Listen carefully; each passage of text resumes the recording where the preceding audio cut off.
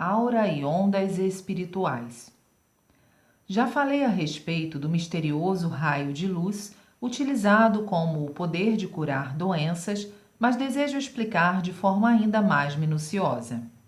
O corpo espiritual do homem possui a mesma configuração do corpo carnal, sendo que a única diferença é que no corpo espiritual existe uma veste que no Ocidente é denominada aura, a qual se irradia do corpo espiritual incessantemente em forma de ondas de luz.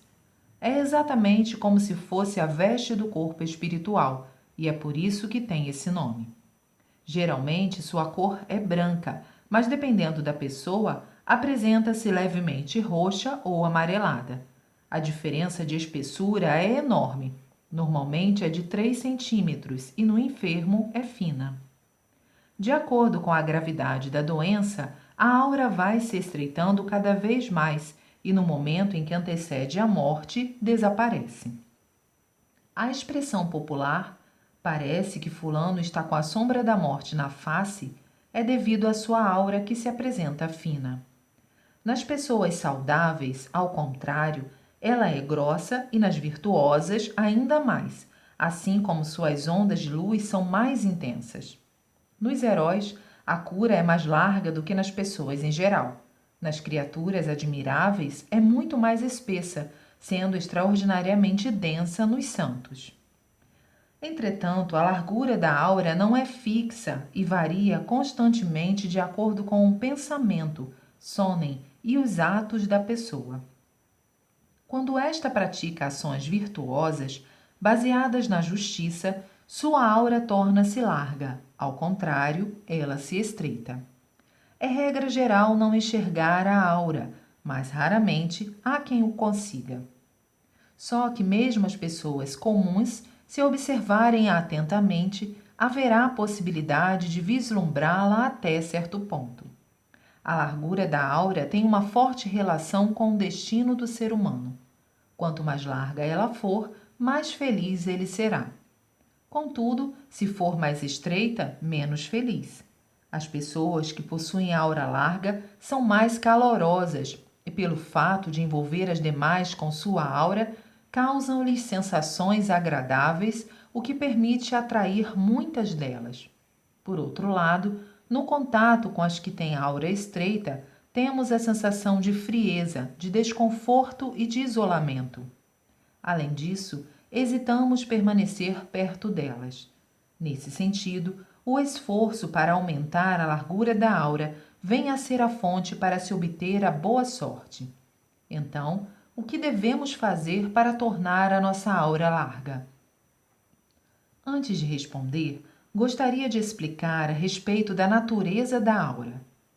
Nem é preciso dizer que, ao analisarmos todos os pensamentos e atos humanos, estes pertencem ao bem ou ao mal, e, portanto, sua quantidade é que determina a largura da aura.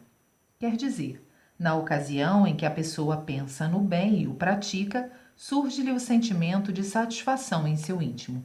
Por esse motivo, seu sonem transforma-se em luz e, agregando-se ao corpo espiritual, a luz aumenta. Ao contrário, pensar no mal e praticá-lo efetivamente gera nuvens espirituais e aumenta sua quantidade no corpo espiritual. No relacionamento entre pessoas, na ocasião em que se faz o bem, o sonem de gratidão do beneficiado transforma-se em luz, que é transmitida ao praticante do bem por meio do elo espiritual, o que lhe aumenta ainda mais a luz. Em contraposição, sentimentos como ódio, raiva e inveja transformam-se em máculas que retornam a quem provocou o tal sonem. Consequentemente, o número de máculas se amplia cada vez mais. Assim sendo, o ser humano deve praticar o bem e alegrar o próximo e jamais receber o sonem negativo semelhante aos exemplos acima mencionados. Frequentemente, vemos pessoas que conseguiram obter a fortuna e o sucesso rapidamente, mas fracassaram e caíram na ruína. A causa reside no que acabei de dizer.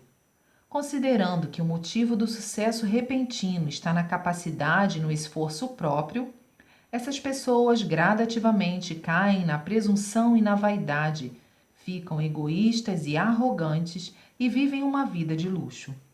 Como resultado da concentração de nuvens espirituais decorrentes de ódio, raiva e inveja, sua aura vai perdendo a luz e afinando e acaba sobrevindo à ruína. O motivo da decadência de famílias renomadas de várias gerações e de milionários se dá igualmente pelo fato de os mesmos terem alcançado posições de alto nível graças às benesses recebidas da sociedade e do país, razão pela qual deveriam ter retribuído.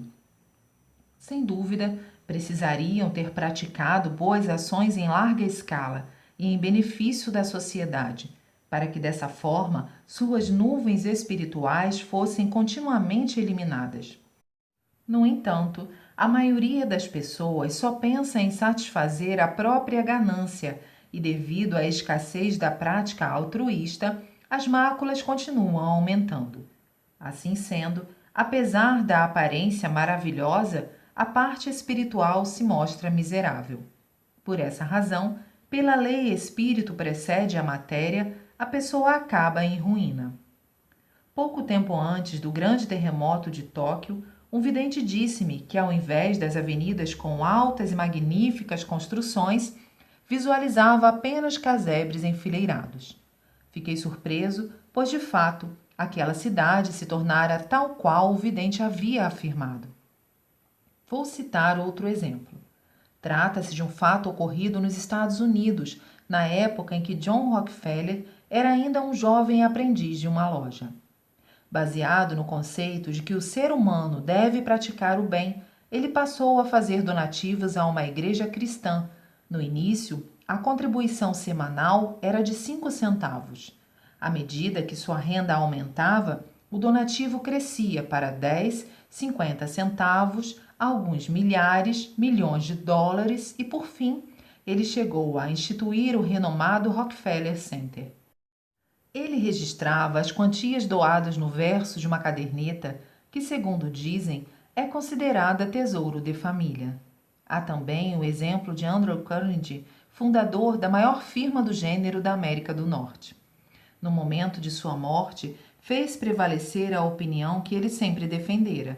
Destinou a maior parte de sua fortuna, avaliada em bilhões de dólares, às obras de assistência social. Para o herdeiro, deixou apenas $1 milhão e a educação universitária garantida. A propósito, o grande psicólogo alemão Hugo Münsterberg elogia em sua obra The American People o caráter desse milionário, que não deixou uma grande herança para os descendentes. Em sua narrativa, Münsterberg consta que só no ano de 1903 as doações do milionário americano às universidades, bibliotecas, institutos de pesquisas somaram mais de $10 milhões, sendo que as doações anônimas teriam superado essa quantia em várias vezes.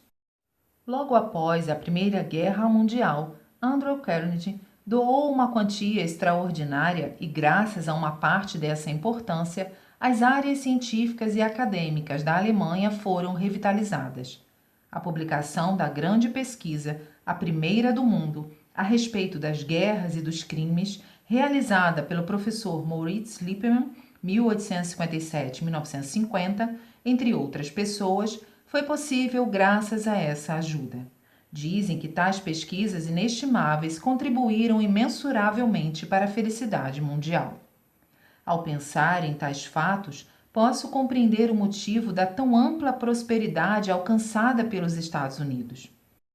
No entanto, os grandes conglomerados financeiros do Japão foram excessivamente egoístas, e acredito que o motivo da sua queda não é mera coincidência. E ainda, quanto mais estreita for a aura, mais sujeita estará a pessoas desgraças e ao infortúnio. A razão é que, em virtude das nuvens espirituais, o cérebro fica embotado, o raciocínio falha, a força de decisão diminui e a pessoa não consegue ter uma previsão correta das coisas. Por conseguinte, Ela se precipita sonhando com um sucesso temporário. Nessa situação, até pode alcançar algum sucesso, mas ao longo do tempo, com certeza, acaba fracassando. Nesse sentido, se a política de uma nação encontra-se ruim, é devido ao fato de a aura de seus governantes se encontrar estreita, assim como a do povo que sofre as consequências da má política. Por esse motivo, realmente não há o que se fazer. Aqueles que têm grande quantidade de nuvens espirituais, as purificações ocorrem com facilidade e por isso estão sujeitos a frequentes doenças e padecimentos. Aqueles que sofrem acidentes de trânsito apresentam uma aura estreita. Quem tem a aura larga, em qualquer situação, consegue livrar-se do perigo. Por exemplo, por ocasião de um acidente com um veículo, o espírito deste se chocará com a pessoa cuja aura se encontra estreita. Contudo, não ocorrerá o choque se a aura estiver larga. Nesse caso, mesmo se a pessoa for arremessada longe, nada sofrerá em decorrência da elasticidade de sua aura. Refletindo sobre o exposto, podemos concluir que o único meio de a pessoa se tornar afortunada é praticar a virtude e aumentar a largura de sua aura. Existem criaturas que se resignam diante da má sorte, dizendo que são azaradas de nascença. Sinto pena delas, pois a causa disso reside no desconhecimento do motivo acima referido. Além do mais, quanto mais larga for a aura dos praticantes do tratamento da nossa Igreja, melhor será o resultado da cura das pessoas. Salvando o maior número de pessoas, maior será a quantidade de agradecimentos que receberão, o que fará aumentar a espessura da aura e obter excelente resultado. Dentre os meus discípulos, muitos são assim. Evangelho do Paraíso, em 5 de fevereiro de 1947.